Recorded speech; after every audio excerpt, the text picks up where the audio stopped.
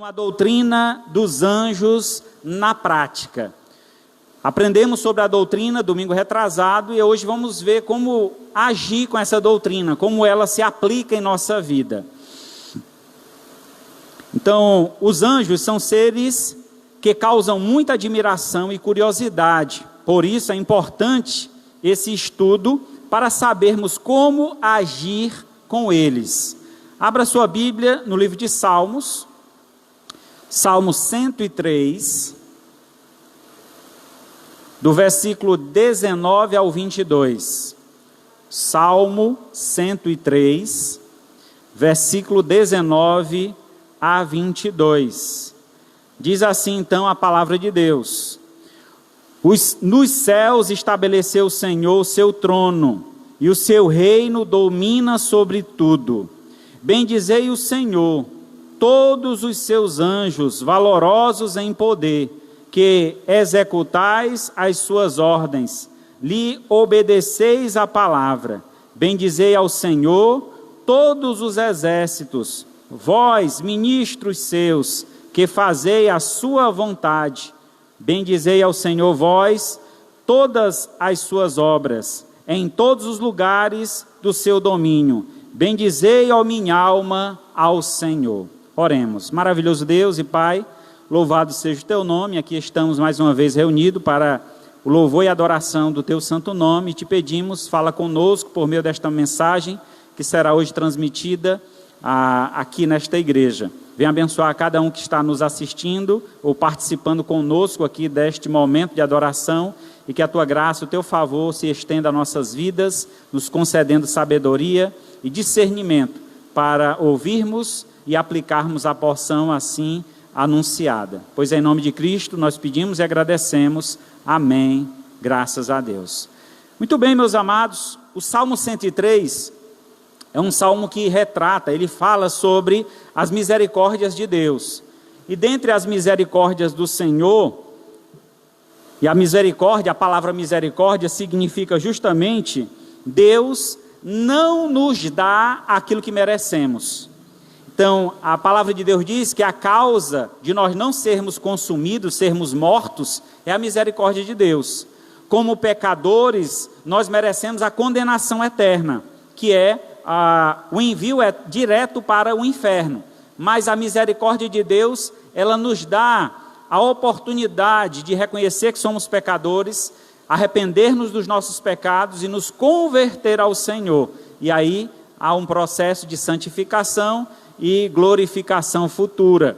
Mas entendemos sim que há uma misericórdia sendo estendida. Dentre as misericórdias de Deus, há então o exercício, a tarefa dos anjos. Os anjos também estão aqui prontos a executar a misericórdia de Deus. Estão prontos a executar o serviço do Senhor. Os anjos são servos de Deus, que estão sempre dispostos a fazer a vontade do Pai. E a vontade do Senhor é a nossa inteira conversão. Arrependimento, fé e conversão. A palavra do Senhor, ela é rica em sabedoria e nos revela a perfeita vontade do Senhor. Com a revelação, ou com relação aos anjos, ela nos adverte sobre os cuidados que nós devemos ter com eles. Então hoje eu gostaria de falar um pouco sobre os cuidados com relação aos anjos. Que cuidados nós devemos ter com os anjos? A primeira parte, nós iremos falar sobre os anjos bons. Então nós vimos no estudo passado que o estudo sobre os anjos se divide em duas partes. Anjos bons e a segunda parte, anjos maus. Então uma parte dos anjos que caíram, se rebelaram contra Deus, foram expulsos do céu, eles trabalham contra o plano de Deus. E os anjos bons, eles trabalham a favor do plano de Deus. E quais os cuidados nós devemos ter com ambos os anjos? Qual deve ser o nosso cuidado? O primeiro cuidado deve ser com a adoração. Os anjos não devem ser adorados. Este é um problema que foi causado no primeiro século, no início da igreja, na igreja de Colossenses. Havia então um culto aos anjos. As pessoas se reuniam e adoravam os anjos.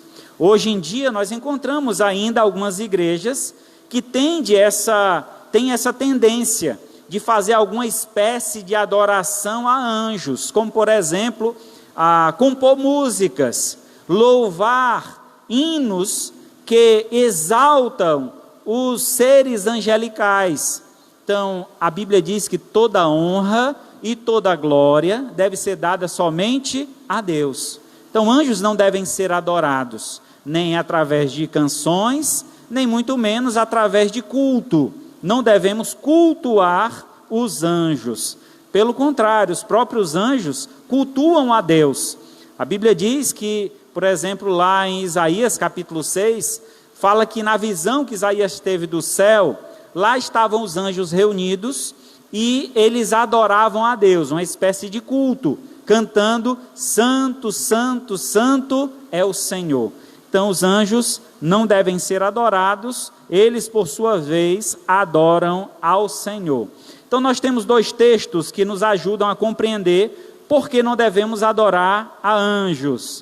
O primeiro deles está em Apocalipse, capítulo 19, versículo 9 e 10. Diz assim, Apocalipse 19, 9 e 10. Então me falou o anjo: escreve, bem-aventurados aqueles que são chamados à ceia das bodas do Cordeiro. E acrescentou: são estas as verdadeiras palavras de Deus. Prostrei-me ante os seus pés para adorá-lo. Ele, porém, disse: vê, não faças isso. Sou conservo teu, dos teus irmãos, que mantêm o testemunho de Cristo.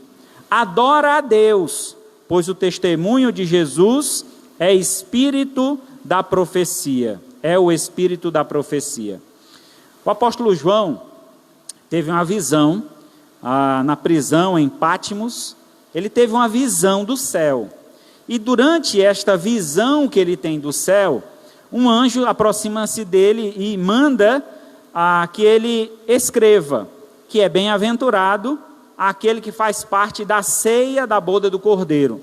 As bodas do Cordeiro é justamente uma festa que acontecerá no céu. É a união da igreja com Cristo. Jesus prometeu que um dia voltará para buscar a sua igreja. E quando a igreja for arrebatada aos céus, haverá então as bodas do Cordeiro, uma festividade que terá uma duração aí de 7 anos. O tempo de tribulação aqui na terra será um tempo de festa lá no céu. Então há motivo de se alegrar. E ele diz então: bem-aventurados serão os que, verdadeiramente felizes serão os que participarão dessas bodas, dessa festa lá no céu. Imagino eu, assim como qualquer outro de nós, tendo esta visão e recebendo uma mensagem tão magnífica, tão maravilhosa, tão grandiosa, talvez tomaria a mesma atitude de imediatamente ajoelhar-se diante daquele homem tão belo, com uma mensagem tão maravilhosa, e partir para a adoração. O ser humano, o homem em si, ele foi feito para adorar. Nós fomos feitos para adorar. O problema é que muitas vezes, por não compreender a pessoa de Deus, não compreender a palavra que nos é revelada, não tendo a compreensão completa dessa palavra, acabamos que adorando coisas erradas, seres ou coisas que não merecem adoração. Quando conhecemos a palavra, entendemos que somente a Deus devemos adorar. Essa mesma visão que o anjo apresenta a João, imediatamente o anjo retruca a atitude de João, e ele diz: olha, te levanta, eu não mereço adoração, eu sou um conservo. O que quer dizer isso? Eu sirvo a Deus e sirvo também a ti. E ele diz: eu não sirvo somente a ti, eu sirvo também a quem? A teus irmãos que mantêm o testemunho de Jesus. Então todos os filhos de Deus, todos os servos de Jesus, os anjos são servos deles. Então os anjos são nossos servos, eles estão prontos a nos servir. Então nós não devemos adorá-lo por esse motivo. Então, nesse aspecto, eles estão prontos a fazer um serviço a nosso favor. Então, ele não merece, nesse sentido, quem merece a adoração é Deus, que os enviou para nos servir. Ele sim que merece toda a adoração. Lá em Mateus capítulo 4,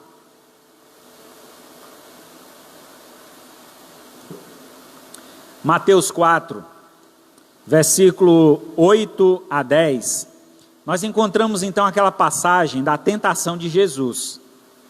E veja bem, qual foi a proposta que Satanás oferece a Jesus. Diz assim: levou ainda o diabo a um monte muito alto, mostrou-lhe todos os reinos do mundo e a glória deles, e disse: tudo isso te darei, se prostrado me adorares. Satanás, ele quer a adoração, porque essa adoração pertence a quem? A Deus. E tudo que Satanás quer é tomar o trono de Deus, ficar no lugar de Deus, ele quer ser Deus. Só que lá do céu ele já foi expulso justamente por esses pensamentos, por esse desejo no seu coração. E assim, ele oferece a Jesus, ele tenta Jesus. Jesus queria sim os reinos da terra, Jesus veio para reinar nesta terra, mas ele queria da forma correta, de acordo com a vontade do Pai, e não de uma forma, digamos, subversiva, de uma forma oferecida por outros motivos.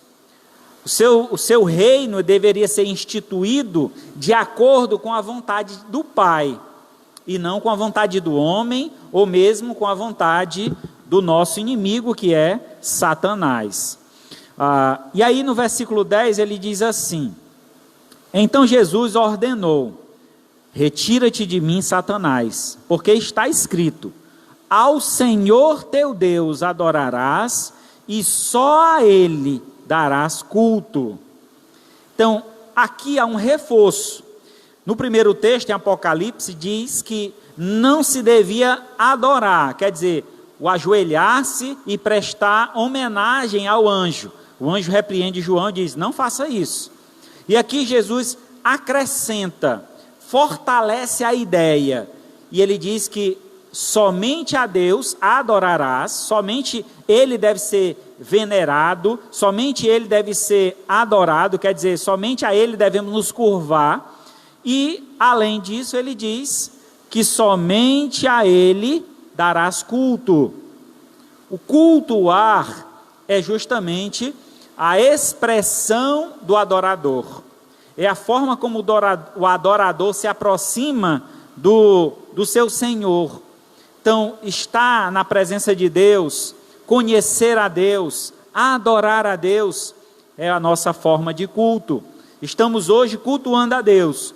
Cultuamos a Deus expressando louvores, estou cultuando a Deus transmitindo essa mensagem, vocês estão cultuando a Deus com a atenção de vocês ouvindo essa palavra. Então tudo isso aqui faz parte de um culto, onde Deus está sendo exaltado, onde a sua palavra está sendo anunciada. Então somente Deus merece adoração, e nunca jamais qualquer tipo de anjo, seja ele bom ou mau, não merece adoração. Em segundo lugar, o cuidado que nós devemos ter é com a hospitalidade. Como recebemos as pessoas?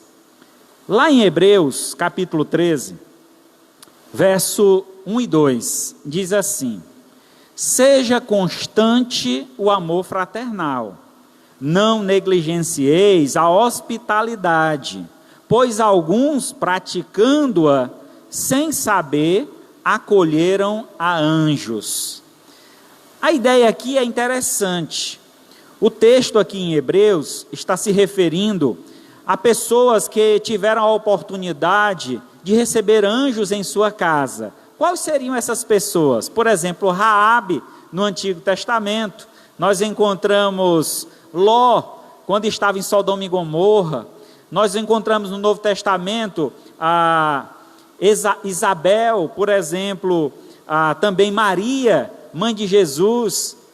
Estes personagens, essas pessoas, é descrito tanto no Antigo quanto no Novo Testamento, que eles receberam anjos em seus lares. E o que é interessante ao texto, que ele traz uma ligação com relação aos anjos, justamente de acordo com o significado do seu nome.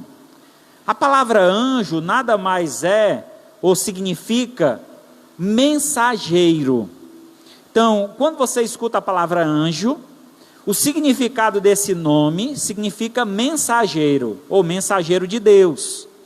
Então, o anjo do Senhor, que nós recebemos em nossa casa, pode ser qualquer pessoa que venha nos trazer uma mensagem de Deus.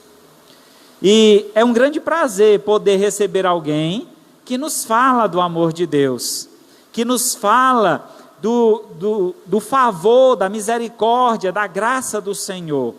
Então é muito bom e é importante que as nossas portas estejam sempre abertas para receber pessoas que tenham os seus corações realmente voltados para Deus, com o intuito de adorar a Deus.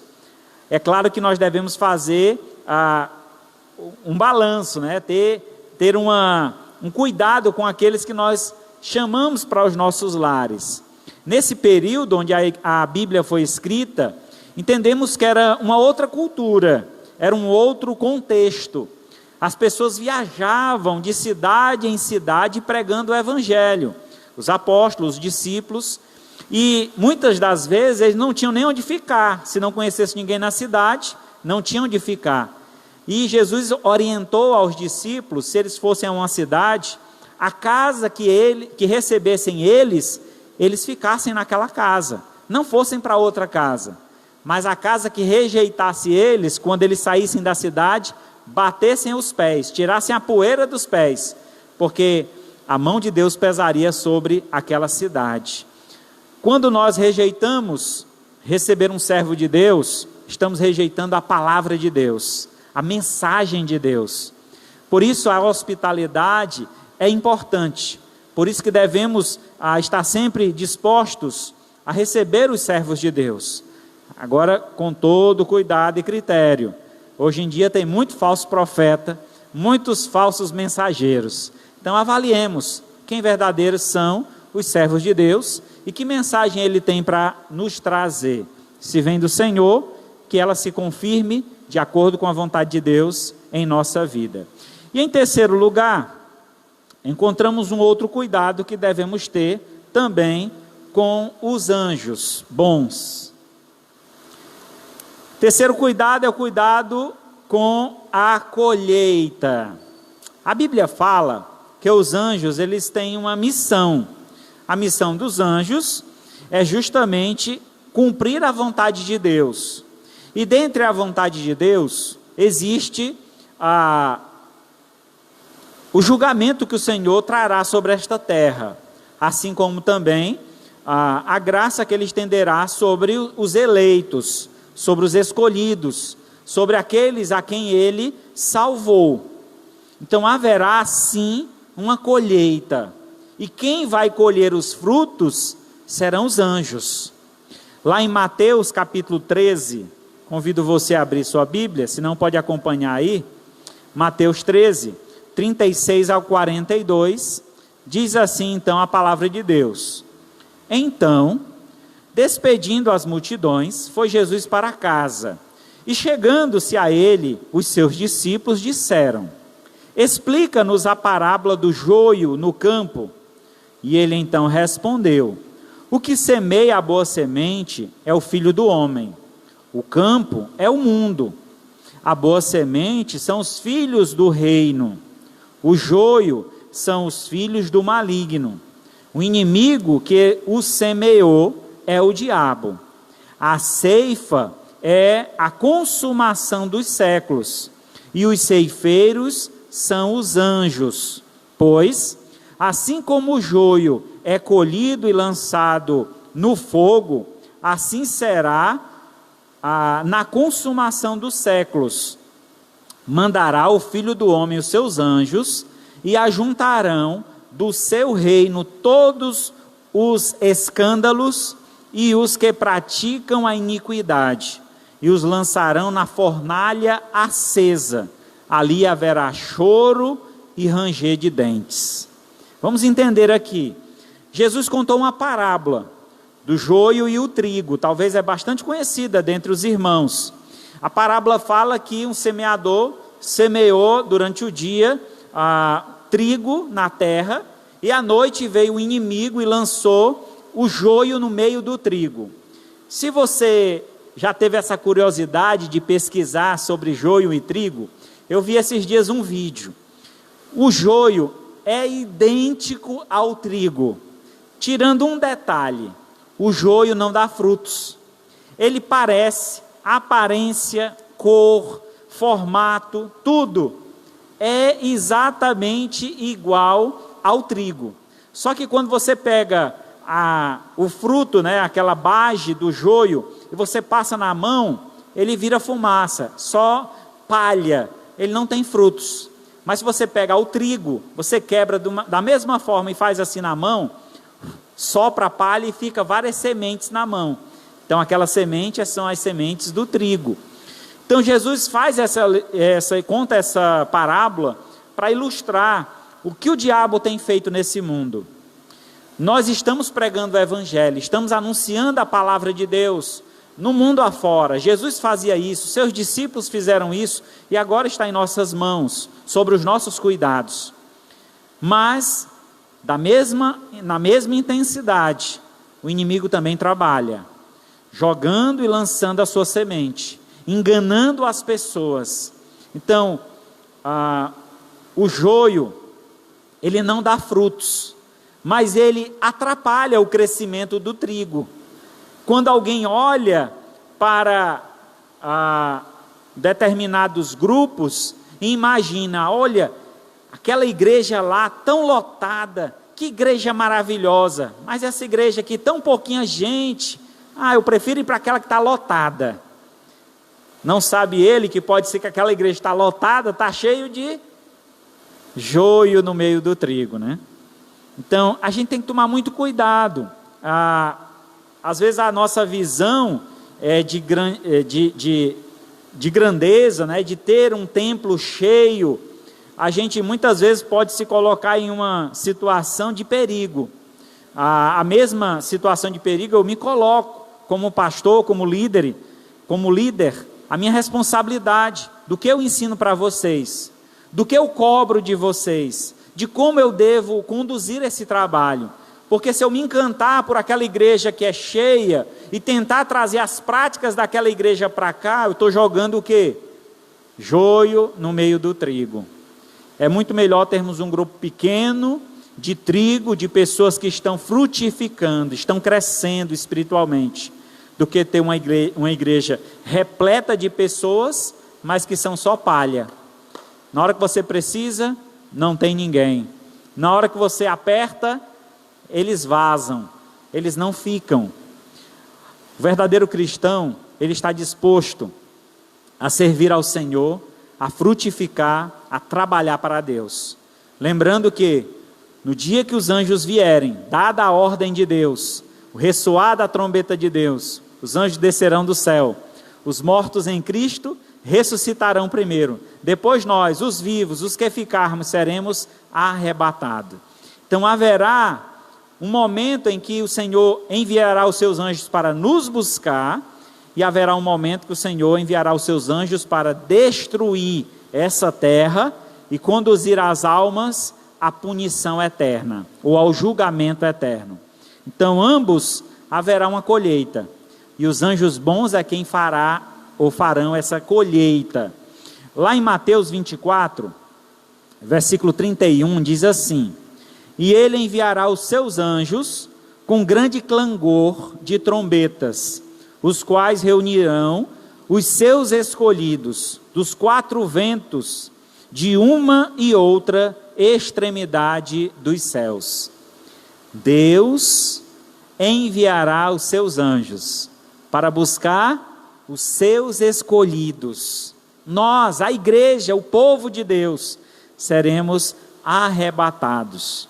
Então temos que ter esse cuidado. E que cuidado é esse com os anjos que nós devemos ter? Aguardar a vinda deles. A Bíblia diz que num abrir e fechar de olhos, o Senhor virá. Ele virá como um ladrão na noite.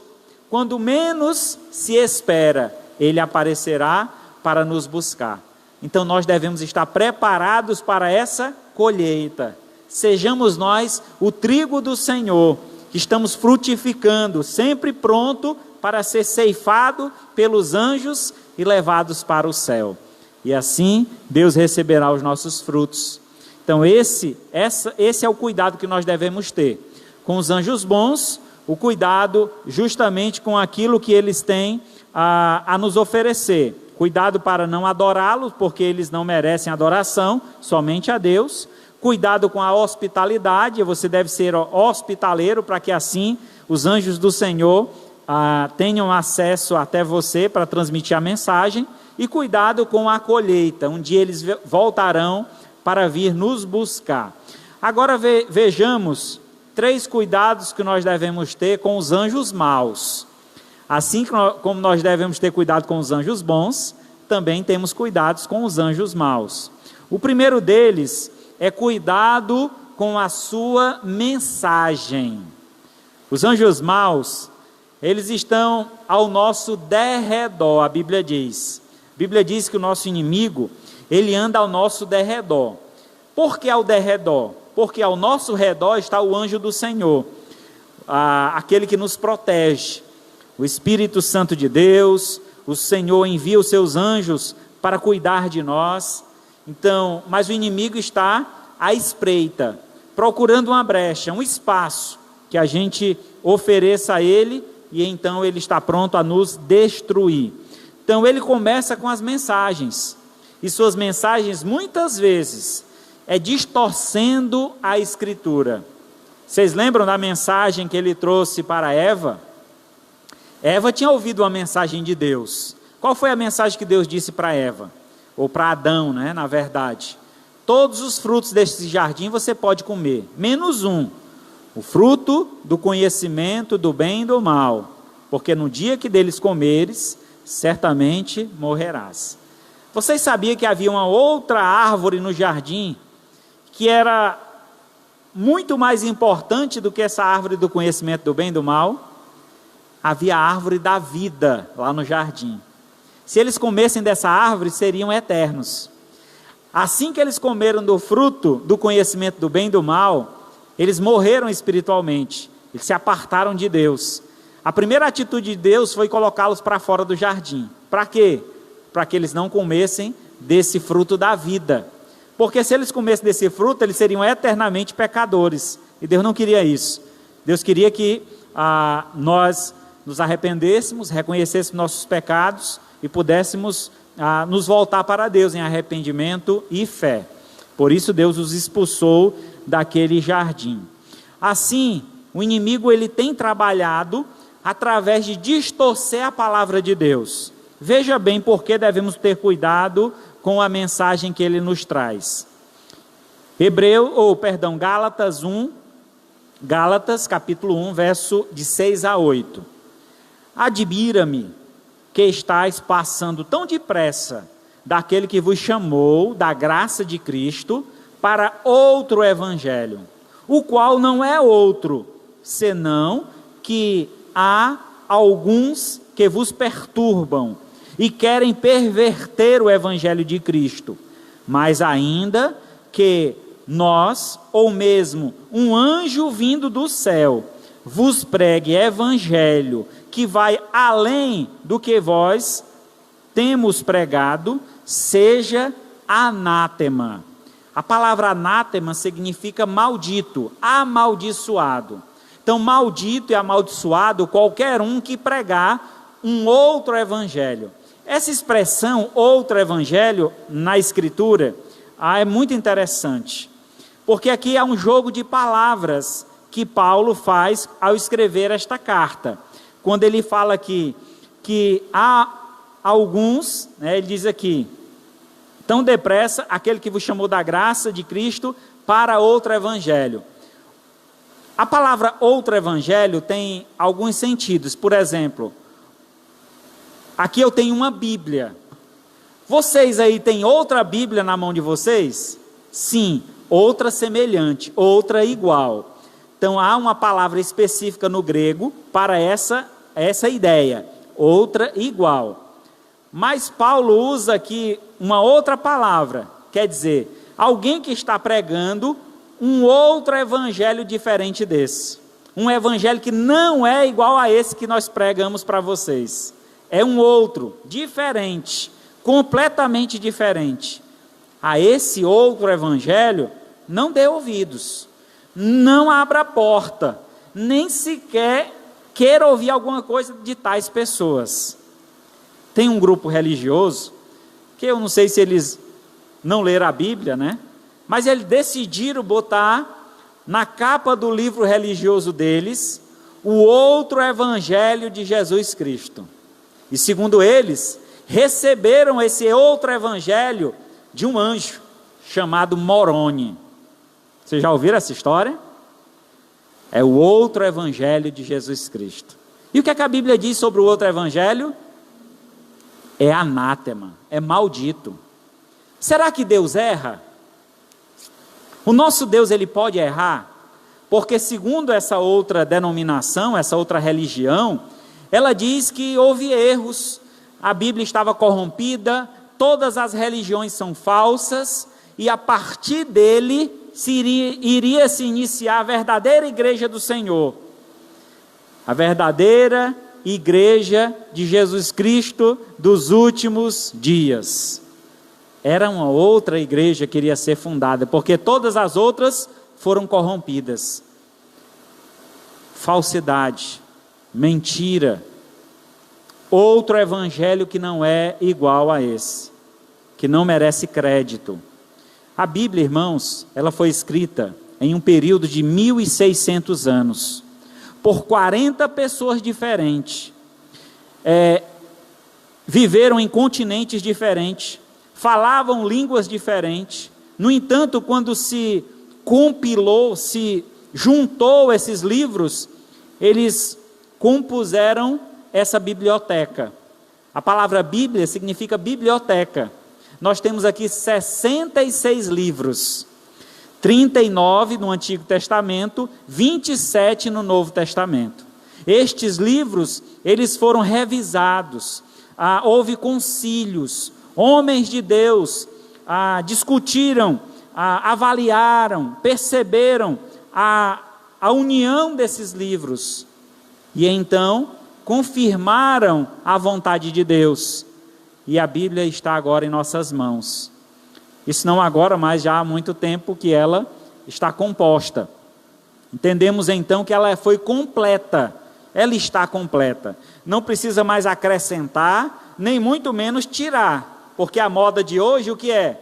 A Bíblia está quadrada, está muito atrasada. Nós precisamos reformular a Bíblia, mudar a linguagem, porque vivemos em uma outra cultura, vivemos numa cultura de pecado, e tudo que o homem quer é abalizar o seu pecado, colocar o seu pecado num patamar que ele seja aceitável diante da sociedade. Por isso, quando pregamos determinados assuntos na Escritura, eles não aceitam, não concordam, discutem, chama a Bíblia de homofóbica, chama a Bíblia de machista. Mas isso aqui é a vontade de Deus, e o nosso papel é reconhecer essa vontade, aceitar essa vontade e permitir que ela guie a nossa vida, e não dar ouvidos a outro evangelho que vão surgir por aí. Não é só uma Bíblia que tem surgido, pessoas acrescentaram outros livros no decorrer da história, outros estão querendo tirar livros, e assim a Bíblia a cada dia sofre ataques. Houve um homem, eu não lembro agora o nome dele, há muito tempo atrás, ele dizia que a Bíblia não ia durar muito tempo, logo ela seria destruída.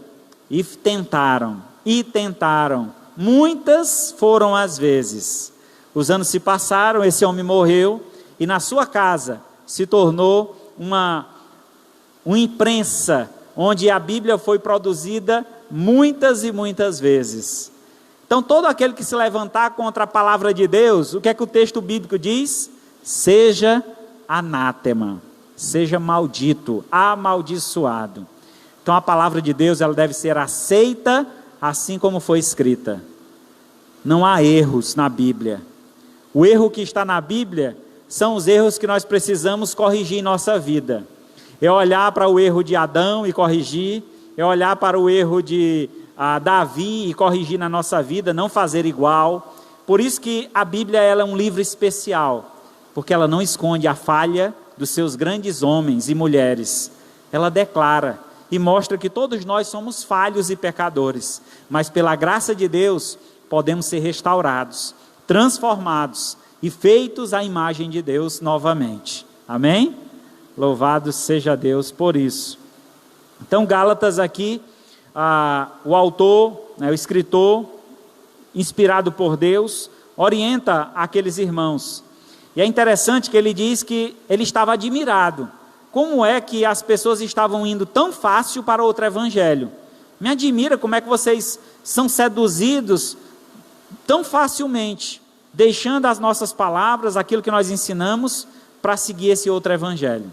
E a gente realmente, muitas vezes, começamos a dar ouvidos ao inimigo. A mensagem dele é sedutora, a mensagem dele é agradável. Então vamos fazer como ele está dizendo, realmente é melhor, vamos ter mais gente entre nós. Mas não vale a pena. É uma venda que não vale a pena. Se vender por migalhas. O que Deus tem a nos oferecer é incomparavelmente melhor. Então mesmo que um anjo vindo do céu e pregue um evangelho que vá além, que fale o que não está escrito na Bíblia, ele seja amaldiçoado. Então tenha cuidado com a mensagem que esse anjo trouxer. Segundo cuidado que nós devemos ter com os anjos maus, é cuidado com a aparência. A gente assiste muito filme em Hollywood, né? Assiste muitos filmes que apresentam um diabo agradável, um diabo aceitável. Tem uma série na Netflix que é o maior sucesso, que se você é crente, meu irmão, pelo amor de Deus, não assiste essa porcaria não. Lúcifer. Quem é que vai assistir uma série com esse nome? Rapaz, um camarada que não tem muita certeza da sua vida espiritual. Ele está precisando de uma conversão genuína, ele está precisando de um arrependimento, ele está precisando de oração, ele está precisando vir para os cultos de oração, para EBD, para aprender o que é que ele tem que fazer. Porque é uma série que endeusa ao diabo. Mostra ele como algo belo, agradável, atraente. Eu não assisto, nunca assisti. Eu estou fazendo aqui o que eu já ouvi falar, né? Estou falando o que pessoas que assistiram dizem sobre essa série. Então, as pessoas fizeram a série mostrando Satanás como uma pessoa agradável. As pessoas admiram o seu poder, a sua grandeza. E esse é o desejo de Satanás, é enganar as pessoas. Ele é enganador. Essa é a sua função. Ele é mentiroso, o pai da mentira. Então, muito cuidado com a aparência. Por outro lado, existe aquela ideia do diabo como um monstro feio, com chifre, com rabo, a cara distorcida, né?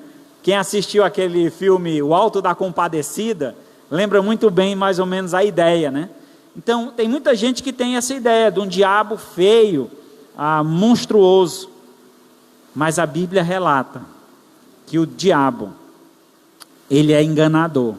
E muitas vezes, ele se apresenta em uma imagem agradável, uma imagem que atrai as pessoas. Veja só o que é que diz esse texto. 2 Coríntios 11:3. Mas receio que, assim como a serpente enganou a Eva com a sua astúcia, assim também sejam corrompida a vossa mente, e se a parte da simplicidade e pureza devida a Cristo.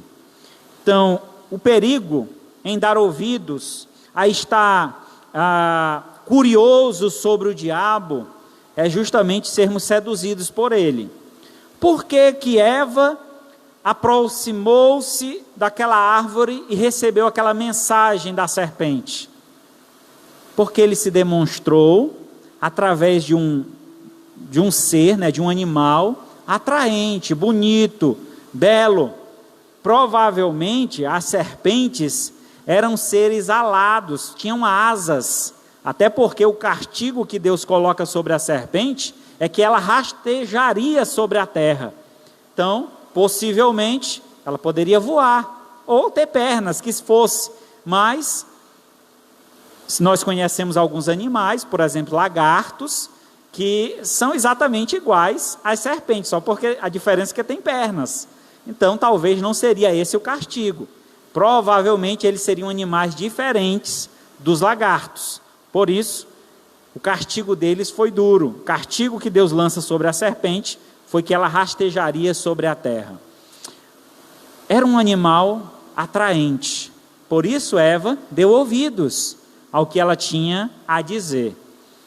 Imagine, meu amado amigo, irmão em Cristo, que muitas são as vezes que Satanás vai se aproximar de você através de um amigo do trabalho, através de um amigo da escola, amigo entre aspas, né? Pessoas que vão te oferecer uma dose, um trago. Ah, fuma aí, é só uma puxada, não faz mal nenhum. Toma aí só uma dose. São os amigos, pessoas agradáveis, pessoas que querem o meu bem. Eu quero ser aceita por eles ou aceito por eles. Então eu me submeto a fazer o que eles querem. Eu estou dando lugar ao diabo. Eu estou permitindo que aquela pessoa seja usada pelo inimigo e me atraia e eu me entregue às paixões carnais. É necessário, meu irmão, estar bem atento, que o diabo, ele pode sim usar de várias figuras, de várias imagens, e muitas vezes, e na maioria delas, atraente. Algo que lhe atraia. O diabo vai oferecer aquilo que realmente te traz desejo. Então não se engane, o inimigo é sujo. Em 2 Coríntios 11:14, diz assim, é o segundo texto aí na projeção: e não é de admirar, porque o próprio Satanás se transforma em anjo de luz. Então não imagine você que, eu vou pisar na cabeça do Satanás, está repreendido, está amarrado. Pensa que com esses jargões você vai expulsar o diabo? Se você não se der por percebido, se você não for atento, ele vai se aproximar de você, você nem percebe, e com propostas agradáveis ou atraentes, e você pode cair. Então muito cuidado com a aparência dos anjos maus, eles são enganadores. E por fim, cuidado com o ensino que eles trazem.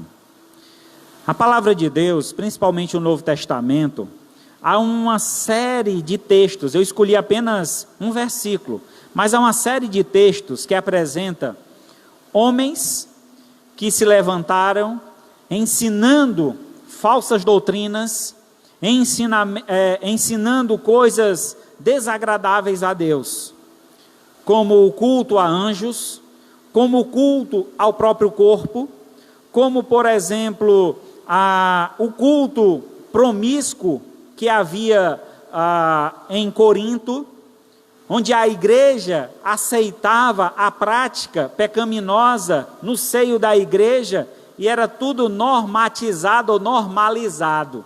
Ninguém mexia, ninguém se intrometia na situação. O texto, né, Paulo escrevendo aos Coríntios, ele revela um pecado que havia naquela igreja, que um jovem estava tendo relações com a sua madrasta, e aquilo era conhecido da igreja, e a igreja não se posicionava diante daquela situação. Então é terrível, é lamentável o que a gente pode perceber diante da gama de religião que existe no mundo. E como muitas dessas religiões são pautadas em ensinos de demônios, ensinos que distorcem a palavra e levam ao homem a uma adoração falsa.